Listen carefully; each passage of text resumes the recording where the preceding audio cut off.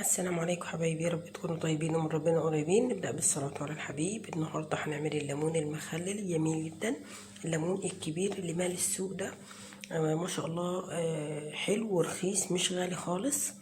هنخلل بقى شوية مخللات عشان رمضان. كل شهر وانتوا طيبين، يبلغنا ويبلغكم رمضان واحنا وانتوا في احسن حال يا رب، لا فاقدين ولا مفقودين بإذن الله. غسلين الليمون غسلة حلوة زي ما كده شايفين، وبعدين بقى نشيل الطرفين بتوع الليمونة عشان بيبقوا قشرهم جامدة شوية الطرفين دول، وهنخرطهم بالشكل اللي انتوا شايفينه. اي بذرة تقابلنا كده بنشيلها، وبعدين نقطع الدايرة بالشكل ده على 4. عايزة تسيبيها على 2 برضو مفيش مشكلة، بس عشان يستوي معانا بسرعة.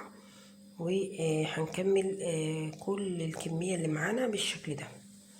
الليمون ده ما شاء الله زي ما قلنا كتير قوي في السوق ورخيص، وعلى فكرة ليه استخدامات كتير قوي. ميته كتيرة برضو لما تحبي تعصريه على حاجة، يعني ما شاء الله. وهنقطع بالشكل اللي انتوا شايفينه ده. والاطراف بتاعت الليمونة اللي احنا شلناها مش هنرميها، دي ليها استخدامات كتير قوي هنعملها، نستخدمهم بيها. خلاص كده معانا الطبق بقى اللهلوبة بتاعنا ده، الاستانلس الكبير اللي احنا بنستخدمه في غسيل الخضار وتعبينه معانا في كل حاجة يعني. كملنا الكمية كلها بالشكل ده زي ما حضراتكم شايفين. لو وصلتوا معايا لغاية هنا فضل ليس أمرا تحطوا اللايك.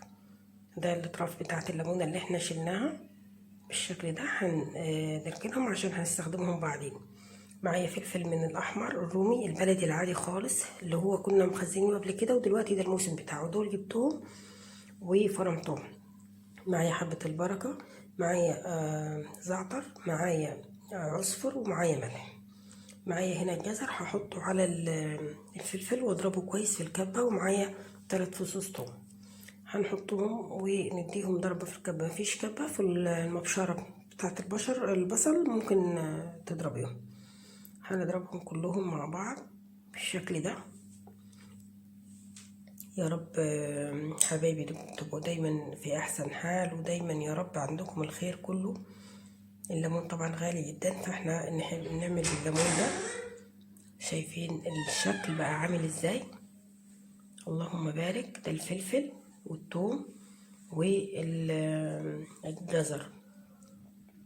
وكده معانا الليمون جاهز. هنحط عليه الخلطة دي ونقلبهم تقليبة حلوة. هنحط عليهم الملح. طبعا الملح كلنا ما شاء الله بنعرف نظبط الملح بتاعنا.